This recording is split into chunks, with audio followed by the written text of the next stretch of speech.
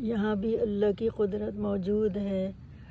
और इसमें ज़मीन के नीचे जो छोटे छोटे कीड़े होते हैं, बहुत बारीक, जो हमें आसानी से नज़र नहीं आते, अल्लाह ने उनकी भी ज़िंदगियाँ रखी हैं।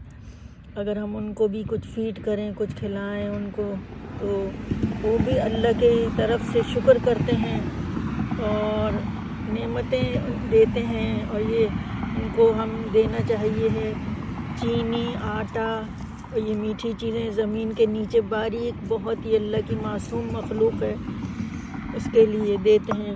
तो सबसे पहले इनकी दुआ आपके लिए यही होती है कि अल्लाह इनकी नस्लों को सलामत रखे। ये भी अल्लाह के जानदार हैं और ये जो भी इन्हें फूड देते हैं, ये अपने साल भर के लिए ज़मीन के नीचे स्टॉक कर लेते हैं।